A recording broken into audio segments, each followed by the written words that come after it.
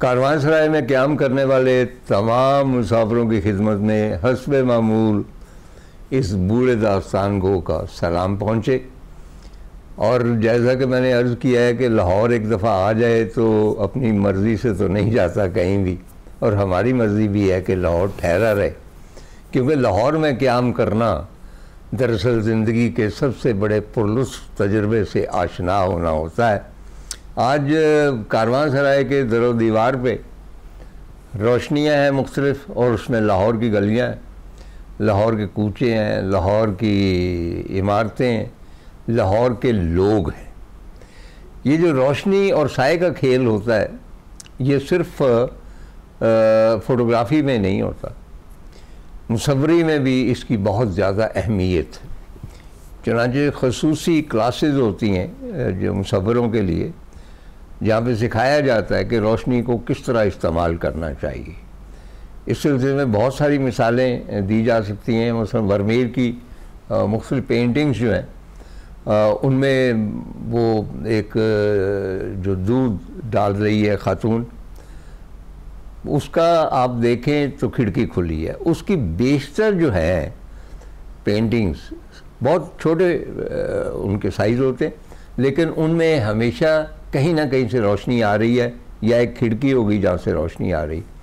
तो मुझे यहाँ पे पाकिस्तान की लैंडस्केप हिस्ट्री में सबसे बड़े मुसव्विर खालिद इकबाल साहब याद आते कि उनकी तस्वीरों में भी रोशनी का कमाल इस्तेमाल होता था। यानी आप उनकी तस्वीर को देखकर आप बता सकते थे कि ये दिन का कौन सा वक्त है, शिकर दोपहर है, सुबह है, शाम है या क्या है। और सिर्फ एक तस्वीर का हवाला दूंगा।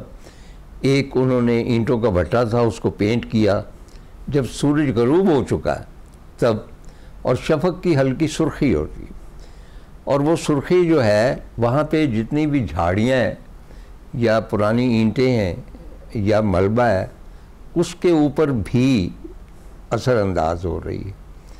और किसी आर्ट क्रिटिक ने कहा था कि खालिद साहब की ये जो पेंटिंग है इसका अगर एक हिस्सा भी मुझे दिखा दिया जाए तो मैं बता सकता हूँ कि उस वक्त दिन का कौन सा वक्त था, शाम थी, सुबह थी, दोपहर थी।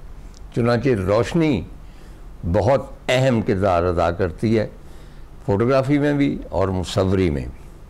हमारे यहाँ आज महबूब साहब तशरीफ़ रखते हैं। महबूब वुड कट में काम करते हैं लाहौर के हवाले से, और वुड कट जो है वो बहुत एक मुश्किल प्रोसेस है। तो हम इनसे ये भी पूछेंगे कि ये वुड कट क्यों इख्तियार किया इन्होंने, वाटर कलर क्यों नहीं इस्तेमाल किया होगा कहीं ना कहीं, और बाकी जितने भी हैं तरीके, इन्होंने वुड कट जैसा मुश्किल जो है काम वो क्यों मतलब है कि उसमें स्पेशलाइज किया। तो पहले महबूब साहब मैं आपको खुशामदीद कर, दूसरा ये है कि वुड कट करने का ख्याल कैसे आया आप? वुड कट करने का ख्याल इस तरह से आया कि हमें पहली असाइनमेंट क्लास असाइनमेंट मिली फर्स्ट ईयर में 1968 में। जी। प्रोफेसर अहमद खान साहब उस्ताद थे, उन्होंने एक क्लास असाइनमेंट दी और उन्होंने कहा कि आपने एक लाहौर शहर की कोई गली कुछ आपने वुड कट में बनाना है। वुड कट क्या करना है, कैसे करना है, ये उन्होंने बताया। ये पूरी क्लास को असाइनमेंट दी। मैं भी उसी क्लास में था, मुझे बताया गया कि आप इसको किस तरह से करेंगे। उसके लिए एक तो वुड होती थी जो अवेलेबल नहीं होती थी पाकिस्तान में, तो उसकी जगह पे लसानी आ गया। तो लसानी की क्वालिटी, अच्छी क्वालिटी का इम्पोर्टेड लसानी जो है ना वो इक्वल टू वुड ही होता करते क्या है? करते उसमें ये है कि जो भी आपने लाहौर शहर का सीन बनाना है उसका पहले आप स्केच करते हैं, पहले स्केच करते हैं। स्केच करने के बाद उसको कलर भी कर लेते हैं वाटर कलर के साथ। उसके बाद उस सारे को ट्रेसिंग पेपर पे ट्रेस करते हैं और उसको उल्टा ट्रेस करते हैं वुड के ऊपर। क्योंकि जब उल्टा होगा तो फिर जब प्रिंट करेंगे तो फिर वो सीधा होगा। तो ये तो बहुत मशक्कत है। हाँ जी, मशक्क़त भी और याद भी रखना पड़ता है कि कौन से हिस्से को मैंने किस तरह से किया है। हाँ। और वो करने के बाद मैंने ये जब असाइनमेंट मिली तो मैंने भी वो एक स्ट्रीट सीन बनाया और उस सीन के ऊपर फिर मुझे शुरू में तो बड़ा मज़ा आया, बड़ा अच्छा लगा, क्योंकि उसमें एक क्रिएटिविटी के साथ एक स्किल की भी बात थी कि आपके अंदर कितना सब्र है और कितनी मेहनत के साथ आप इसको, कितनी मान्यूट ऑब्जर्वेशन के साथ इसको आप बना रहे हैं। जब तक ये सारी चीज़ें ना हो वो बन नहीं सकता। तो मैंने भी वो एक असाइनमेंट की, करने के बाद वो जो है वो मेरे अंदर बस गई। फिर मैंने इस वुड कट को 68 से लेके आज 25 to 25 आ गया है। मैं अभी तक वुड कट कर रहा हूँ। अच्छा, आपके अलावा भी कोई ऐसा है मुसव्विर जिसने वुड कट इख्तियार किया? नहीं, मेरी क्लास में 60 के करीब लोग थे, किसी ने इख्तियार नहीं किया। एक वो तो मुसीबत समझते थे कि ये कि मुसीबत पड़ गई है मेरे गले में, तो वो मुसीबत करके चले गए, लेकिन मैं वहीं पे रह गया, उसी को ही करता रहा। उसमें ये हुआ कि फिर मेरा एक इंटरेस्ट डेवलप हो गया। फिर फर्स्ट ईयर में ही सिर्फ एक क्लास असाइनमेंट थी जो हमें मिली। फिर सेकंड ईयर आया, थर्ड ईयर आया, NCA की बात कर, थर्ड ईयर और फोर्थ ईयर फाइनल आया। फाइनल में मैं, क्योंकि बेसिकली मैं पब्लिसिटी डिज़ाइन में थीसिस कर रहा था और मुझे पब्लिसिटी डिज़ाइन में उन्होंने ये सब के लिए ये मार्जिन था कि आप किसी भी मीडियम में आप कर सकते हैं। तो मैंने पोस्टर कलर के साथ थीसिस बनाने के, पोस्टर या होल्डिंग या चीज़ें डिज़ाइन करने के, मैंने कहा कि मैं प्रोफेसर साहब से इजाज़त मांगी जी, मैं वुड कट में ही सारा करूँगा, करो। तो फिर मैंने वुड कट में 20 inch 30 inch 30 inch 40 inch 40 inch 60 inch क्या बनाया? पोस्टर, जो वो सब्जेक्ट था मेरा डिग्निटी ऑफ लेबर, मेहनत की अजमत। जी उस, अच्छा, वो आपने बनाए? हाँ जी।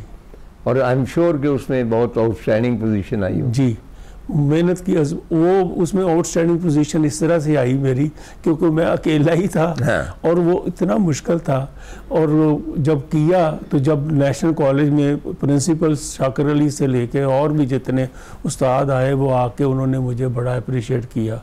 और एक सबसे बड़ा जो वुड कट मैंने बनाया वो 19 फुट लंबा, 4.5 फुट चौड़ा था। वो क्या था? वो था मजदूर जो है ना, बहुत सारे मजदूर काम कर रहे थे। तालिब इल्मी से निकला? तालिब इल्मी में ही था। उसके बाद आप जब गली मोहल्लों में मैं जरा वो बता रहा हूँ। मेरी आप लाहौर शहर में पैदा हुए जी। उसके बताएं को बचपन के तासुरात। मैं लाहौर के साथ आपकी इंटरेस्ट डेवलप हुई? जी, मैं लाहौर में अंदरून बाटी गेट के नूर मोहल्ला में पैदा हुआ। अच्छा। और बचपन से ही मैं, जाहिर है कि वो गलियां, बाजार, बिल्डिंगें, धूप और छाँव का ड्रामेटिक इफेक्ट वो मुझे बड़ा फैसिनेट करता था। कभी तो वो मुझे अच्छा लगने लग गया, फिर मैंने उसी को अडॉप्ट कर लिया। नहीं, मसला ये है कि मैं चूँकि लाहौर के अंदरून में नहीं रहता, बाहर रहता, तो अंदरून की कोई बातें आप बताएं कि लाहौर तब कैसा था? लाहौर गली मोहल्ले कैसे थे, लोग कैसे थे?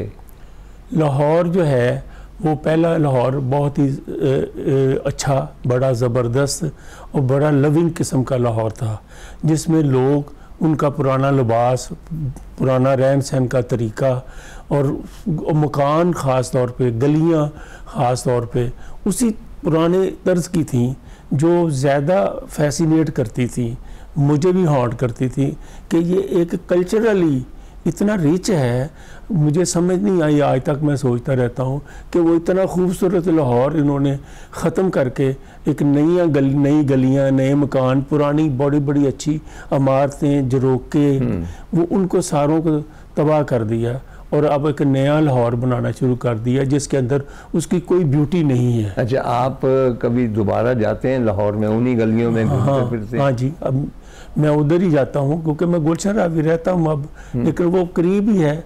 वैसे भी मैंने ये जो वुड कट है सिर्फ फर्स्ट ईयर में नहीं किया, मैं तो अभी तक लाहौर शहर की ही गलियाँ, बाजार, झरोके, इन्हीं को ही बना रहा हूँ, इन्हीं को देखने जाता हूँ, इन्हीं के स्केच करता हूँ, इन्हीं से ही कलर करके फिर उसको बाद उसको मैं कार्व करता हूँ। अच्छा, लेट्स सपोज कि आप एक पेंटिंग बनाते हैं, पहले तो उनको आपने स्केच किया ना जी, और उसमें ज़ाहिर है कुछ वक्त लगता है। हाँ जी। उसको जब आप घर ले जाते जी, तो वुड कट का पूरा प्रोसेस शुरू करते हैं तो उसमें कितना अर्सा लगा?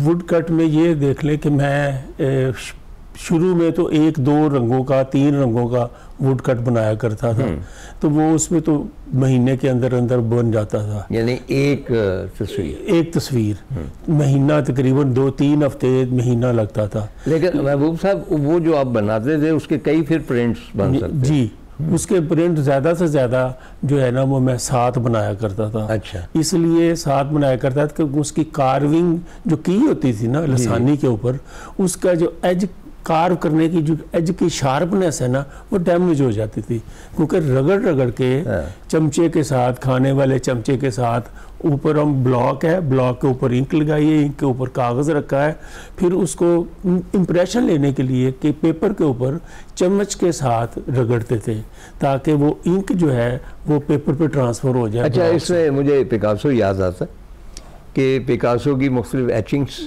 चुगताई साहब भी करते रहे। जी।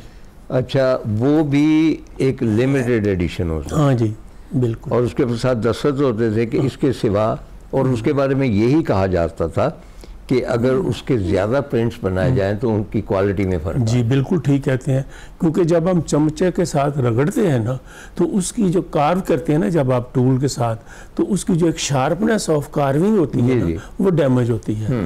दूसरा ये है कि आप तादाद की बात कर रहे हैं ना, तो वक्त की बात कर रहे हैं, तो मैंने 100 रंगों तक का एक वुड कट प्रिंट बनाया। अच्छा। वो मोची दरवाजे का बाजार, मोची गेट, जिसके अंदर पतंगे भी लगी हुई हैं, दुकानों पे पुरानी इमारतें भी हैं, पुराने झरोके भी हैं, वो है। वो उसको इतना ही खूबसूरती से बनाया जिस तरह से वो मुझे नज़र आ रहा। और वो जो 100 रंग का प्रिंट था वो 1 साल 3 महीने और 14 दिन में मुकम्मल हुआ। अच्छा, वो कहाँ पे है? वो मेरे पास है। हाँ। नहीं, कहीं किसी म्यूजियम में भी? नहीं, म्यूजियम में तो नहीं है, लेकिन लोगों के पास है। लोगों ने ख़रीदे हैं काफ़ी उसमें मेरी तस्वीरें, वो वाली। उसमें ये है बात कि जो कोई उसको जब मैं थोड़ा एक्सप्लेन करता था ना, वो कहते थे ये देखने में बड़ा अच्छा लगता है पर बनाया किस तरह है। हाँ।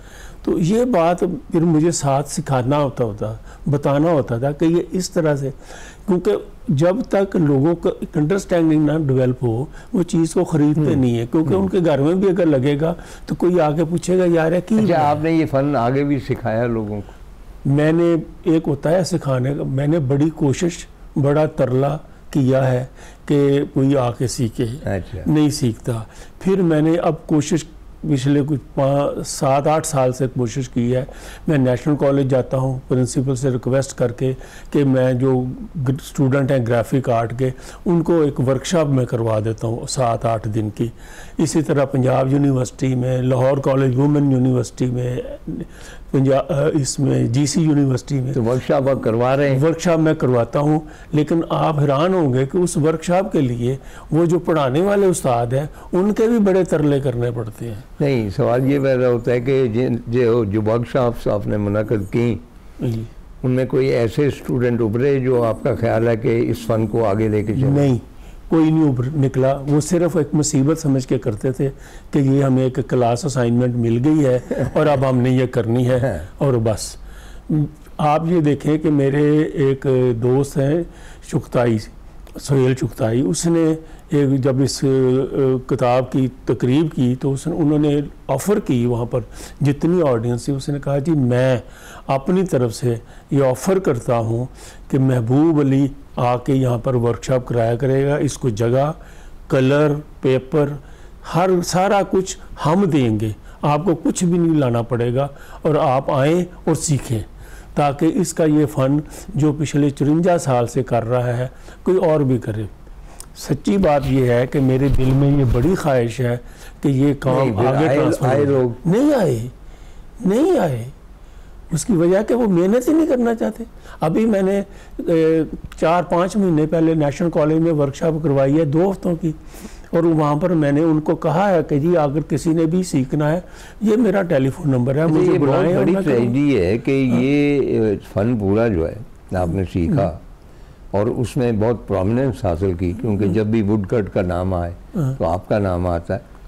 तो इसका मतलब है कि आपके बाद ये तसलसल जारी नहीं रहेगा? मुझे तो यही तकलीफ है ना इस बात की, क्योंकि मेरी बड़ी ख्वाहिश है कि जिस मेहनत से, जिस पागलपन से मैंने इसको किया है, ये किसी और कभी चला जाए और ये चलता रहे। आप ये देखें, ये 5000 साल पुरानी टेक्निक है। अच्छा। चीन और मिस्र में हुई, और उसके बाद मुख्तलिफ द्वार में वहाँ पे क्या बनता था? वहाँ पर वो मुख्तलिफ सब्जेक्ट पे बनते थे। पहले तो था क्रिश्चियनिटी के फ़रोग के लिए वो ये करते थे, इमेजेस बनाते थे और उसके पेपर पे प्रिंट ले लेते थे, वो क्रिश्चियनिटी के इस तरह के। हाँ, मैंने जो है ना, जब इसको एक आर्ट फॉर्म की शक्ल दे दी, लाहौर शहर को उसी तरह बनाया, उसी तरह से जिस तरह से पेंटिंग बनती है, तो वो लोगों को ये फैसिनेट करता था कि ये जिस तरह से ये। अच्छा, ये पुराना फन है? ये पुराना है, ये 5000 साल से भी ज़्यादा पुराना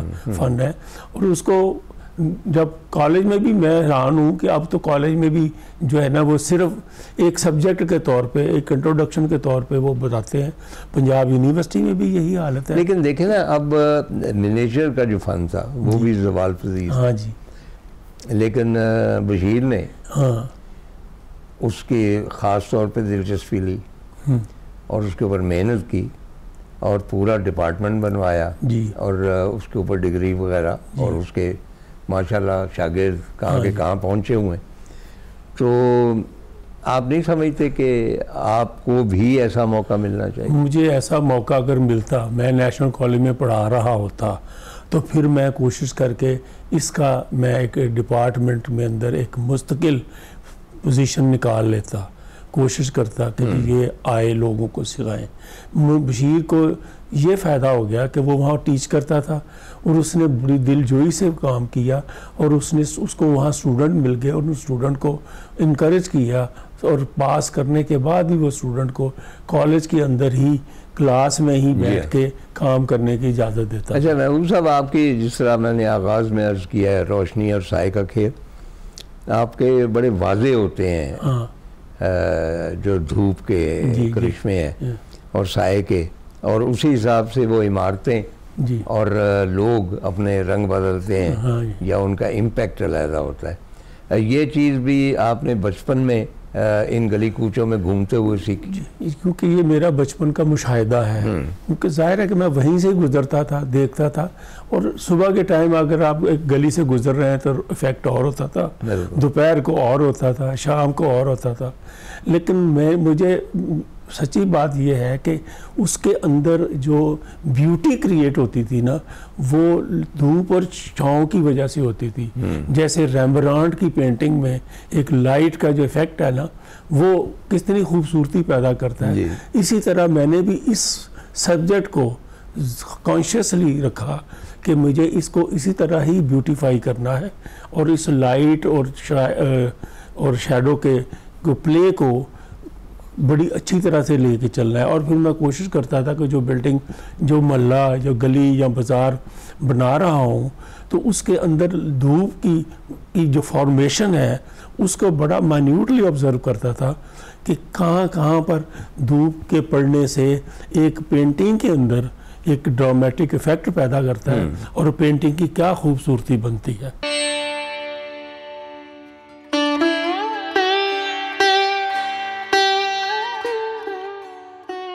अच्छा, ये हम मुसव्विर तो नहीं है, लेकिन जाहिर है कि भाई शुरू से लाहौर के अंदरून में घूमते फिरते रहे, ख़ास तौर पे सर्दियों की सवेरों को जाना है, नाश्ता करना है, और वो जो हल्की सी धुंध होती थी उसमें जो वो गली महल्ले थे उनका तासर अजीब एक ख्वाबनाक सा होता था। बिल्कुल। और अगर शाम को जाते थे तो वो रौनक और चहल पहल और होती थी, और अगर भरी दोपहर में जाते थे तो सुनसान गलियां और कुत्ते, यानी हर दिन के हर वक्त, मतलब लम्हा ब लम्हा वो पूरा इलाका जो है एक मुख्तलिफ रूप धार लेता है। बिल्कुल सही। अच्छा, मैंने सुना है कि आपके फ़न के ऊपर एक किताब भी लिखी गई है। जी। क्या नाम उसका? वो किताब था 5 डेकेड ऑफ महबूब अली। तो क्या है उसमें? वो सारा वुड कट के ऊपर रिसर्च है। हाँ। एक स्टूडेंट ने की थी थीसिस के लिए, तो उससे फिर वो काश आप वो किताब ले आते तो हम उसके बारे में बात कर लेते। वो उसकी मैं तस्वीर ही ला सका हूँ असल में। मुझसे इसी तरह किसी ने ली और मुझे वापस नहीं कभी दी। इसी तरह करते गए। मुझे थोड़ी सी किताबें उन्होंने छापी थी, थोड़ी सी मुझे दी थी। अब मैं बिल्कुल ही, अब मेरे पास जो है ना, मैं तरले करता रहता हूँ कि यार दे दो। नहीं देखिए ना, इसमें थोड़ी सी आपकी भी गलती कि आपको ये किताब रखनी चाहिए थी जी। आपने नहीं बस वो हुआ है कि मैंने वो हो जाता है। मैं अर्ज करता हूँ, मैं नेशनल कॉलेज गया वर्कशॉप करवाने, वो मैं ले गया। मेरी अर्ज सुने, ये तो लोग तो मांगते रहेंगे। आपने तो देखा है कि आपकी ज़िंदगी का एक रिकॉर्ड है, वो आपके पास होना चाहिए। That's all. अच्छा, आपको शिकायत है कि आपने मुतअद्दिद बार कोशिश की, आपने मतलब वर्कशॉप्स बनाई, आपने लोगों को इनवाइट किया और ख़ुद कुछ भी डिमांड नहीं किया अपने फ़न को मुंतकिल करने के हवाले से, इसके बावजूद लोग नहीं आते। तो आपकी ख्वाहिश तो है ना कि ऐसा हो? मेरी ख्वाहिश भी है और मैं कोशिश भी करता हूँ। इसी वजह से तो मैं यूनिवर्सिटी, नेशनल कॉलेज, इन जगहों पे जा जा के, क्योंकि वहाँ पर मुझे वो लोग अवेलेबल होते हैं जो आर्ट से रिलेटेड होते हैं, उनको मोटिवेट करना मैं नहीं, वो तो आप बयान कर चुके कि ऐसा नहीं हो सका। तो आपका क्या ख्याल है कि इस प्रोग्राम के हवाले से शायद वो लोग जो आर्ट में इंटरेस्टेड हों वो इसकी तरफ माहिर हो सकते हैं? इनके बारे में आप कुछ बात आप उनको इस बात की तरगीब दीजिए कि भाई ये भी एक आर्ट फॉर्म है। तरगीब आपने देनी नहीं, मैंने तो बता दिया ना कि मैं जितनी मेहनत से नहीं, तरगीब से मुराद ये है कि उसकी खूबसूरती, उसकी बाकी जो है मुख्तलिफ पेंटिंग्स की मतलब कलर है या ऑयल कलर है या चाकू से होता है या वटेवर, उसकी निस्बत, इसकी सुपीरियरिटी या इसका इम्पैक्ट, वो आपने बयान करना है। देखिए जी, उसका इम्पैक्ट जो है ना, वो मैंने इतना रियलिस्टिक कर लिया था कार्विंग करने के बाद, कलर की सिलेक्शन करने के बाद, कि वो ऑलमोस्ट पेंटिंग की तरह नज़र आती थी वुडकट। जो 100 कलर का मैंने कहा है ना, एक इतना बड़ा स्ट्रीट सीन अगर बनाया है तो उसके अंदर अगर इतना सा भी हिस्सा है तो मैंने उस हिस्से को भी वुड पे कार्व करके इंक लगा कर पेपर पे ट्रांसफ़र करके, और फिर रंगों की एक हारमनी होती है, एक कलर दूसरे कलर के साथ वो हारमोनाइज होता है। वो जो पर्सपेक्टिव जो बन रहा है वो बन रहा है, वो ड्रामेटिक इफेक्ट जो मैं क्रिएट करना चाह रहा हूँ वो हो रहा है कि नहीं हो रहा, ये सारी बातें करने के बाद उसकी लुक इतनी खूबसूरती पैदा हो जाती थी कि जो भी देखता था वो ये कहता था कि है तो बड़ा अच्छा, मज़ा आ गया हमें, लेकिन है बड़ा मुश्किल। मैंने कहा मुश्किल है यानी जहाँ भी कहीं पाकिस्तानी पेंटिंग की नुमाइश होती थी जी, महबूब अली की वाहिद ऐसी चीज़ थी वुडकट की कि उसके अलावा और कोई नहीं होता। नहीं, कोई नहीं होता था। ये बड़ी हैरतनाक बात। मैं आर्टिस्ट एसोसिएशन की एग्जेक्टिव कमेटी में को पिछले 40 साल से एग्जेक्टिव मेंबर हूँ, और हर नुमाइश पे हर साल नुमाइश होती है, हर साल मैं तस्वीरें नई बना के देनी होती हैं, मैं बनाता हूँ, मैं देता हूँ, लेकिन वहाँ पर मेरे अलावा कोई नहीं होता। अच्छा, ये कमर्शियली तो ज़्यादा सूदमंद नहीं होगा? नहीं, कमर्शियली नहीं है। कि नहीं, क्योंकि उतनी मेहनत जितनी लगती है एक वुडकट पे, तो क्योंकि जाहिर है कि बहुत सारे ऐसे हमारे दोस्त हैं मुसव्विर जिनकी तस्वीरें फ़रोख्त होती, तो वुडकट कम फ़रोख्त होता? नहीं, वुडकट फ़रोख्त होते हैं। मैंने जितने भी आज तक बनाए हैं मेरे फ़रोख्त हुए हैं और होते रहते हैं। लेकिन उसमें ये नहीं है कि फ़रोख्त नहीं होती, फ़रोख्त होना अलग बात है। लेकिन जो करने वाले हैं ना, वो कहते हैं कि यार जब ऑयल पेंटिंग आराम से बन जाती है तो वाटर कलर आराम से बन जाता है, तो इतनी मुसीबत करने की क्या ज़रूरत है। ये तो वही बात है ना, क्रिएटिविटी की बात है आपके अंदर। अब मुझे ये फील होता है कि जैसे मेरे अंदर वुडकट है, मैं उसको ही बाहर ट्रांसफ़र करता हूँ। वो तभी होता है ना कि जब आप कितनी दिल की गहराइयों से किसी मीडियम पे काम कर रहे हैं और उसको कितना एंजॉय करते हैं। वो जो है एक असल चीज़ है। एक दफ़ा जुल्करनैन हैदर साहब बता रहे थे कि पेरिस में वो उनका प्रोफेसर लेक्चर दे रहा था, एक player to paint and desire to paint, इस फार्मूले को ज़हन में रखो। अगर आपको काम करते हुए करने की ख्वाहिश नहीं है तो ना करें, अगर आप करते हैं और आप इसे इंजॉय नहीं करते तो मत करें। तो ये दोनों बातें उसमें हैं। जो करते हैं, जब मैं वर्कशॉप करवाता हूँ उस वक्त तक तो स्टूडेंट जो है ना वो बड़ा फैसिनेट भी होते हैं और इंजॉय भी करते हैं और बड़े खुश होते हैं कि ये हमने बना लिया है। फिर उनको पता नहीं क्या होता है कि बाद में वो मज़ीद काम नहीं करते।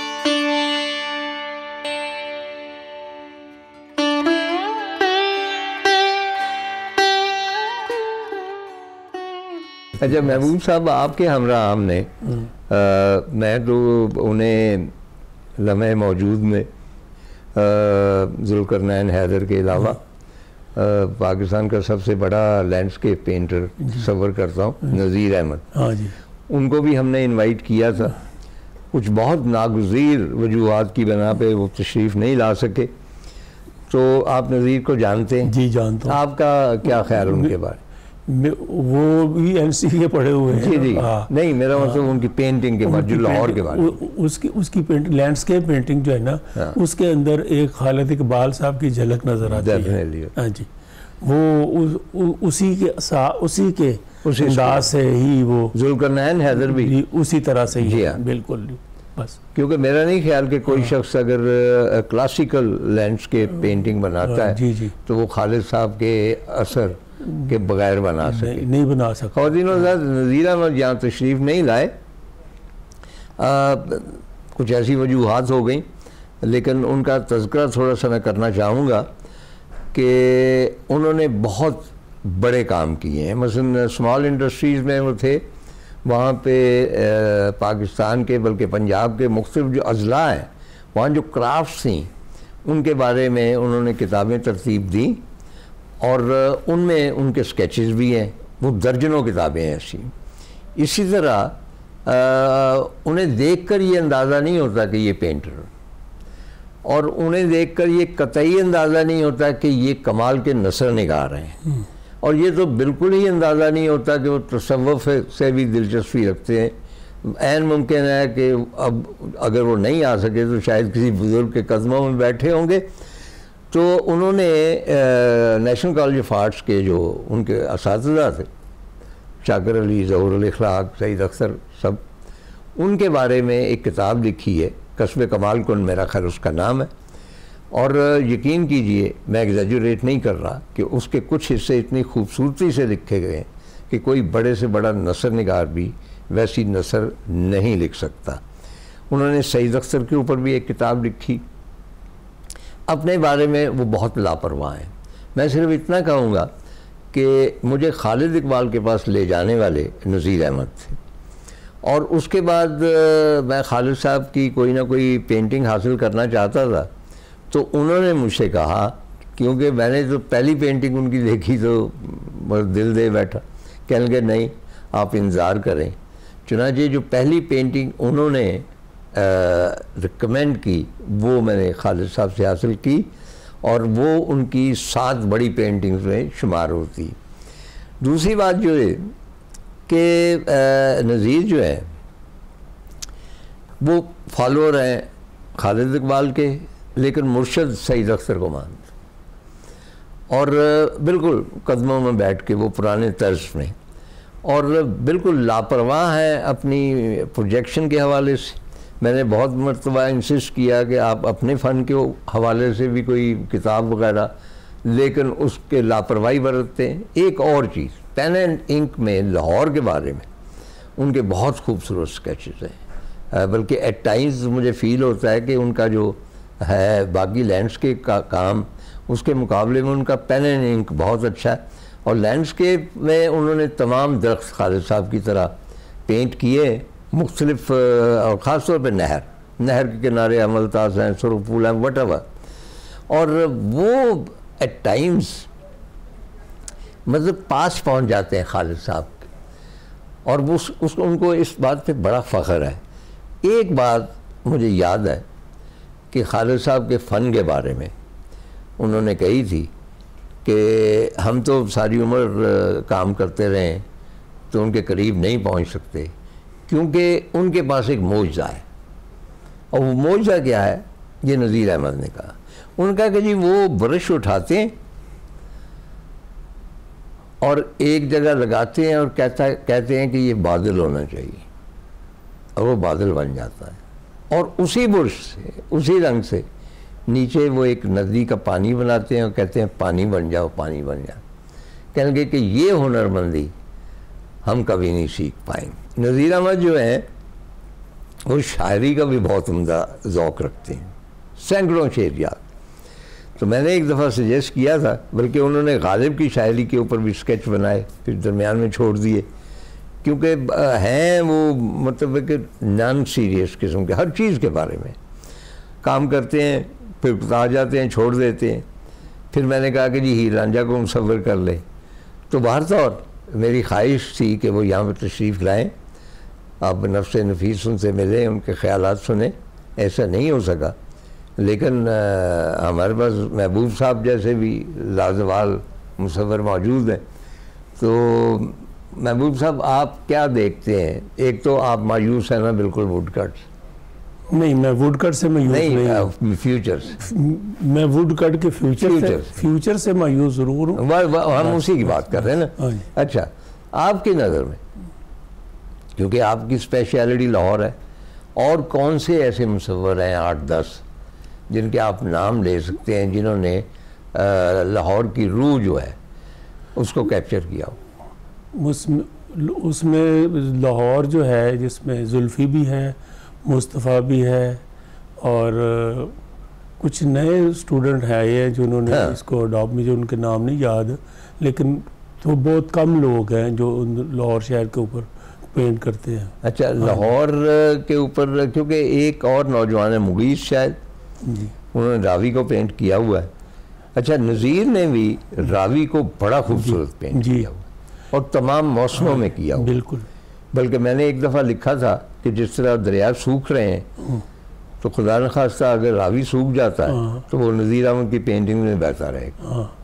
बिल्कुल सही कहा है, क्योंकि नज़ीर अहमद ने उसको इतनी ही दिलचस्पी से बनाया है जितनी दिलचस्पी से रावी बहता था। उसकी जो ब्यूटी थी, उसके ऊपर जो लाइट का इफ़ेक्ट था, वो बड़ा ही अच्छा किया हुआ इसने। और दूसरी तरह कि वो नज़ीर अहमद जो है ना, जो लैंडस्केप बनाता है, उसके ऊपर आप गौर करें कि जो लाइट पड़ती है ना, जैसे खालिद इकबाल साहब की पेंटिंग में लाइट होती है, ये बड़ी कोशिश करके उस लाइट को कैप्चर करता है जो उसके ऊपर पड़ रही है। और आप खुद लाइट के एक्सपर्ट। हाँ महबूब साहब, बहुत मेहरबानी। मुझे इस बात से थोड़ा सा दुख हुआ कि इतना बड़ा आर्ट जो है वुडकट का, उसके मतलब सबसे बड़े प्रैक्टिशनर कह लें आप हैं, और आपके बाद किसी ने इंटरेस्ट नहीं ली। ज़रूरत इस अमर किया है कि मतलब है कि लोग आसानी छोड़ के इस जानिब आए और इस आर्ट को भी ज़िंदा रखें। बहुत बहुत शुक्रिया।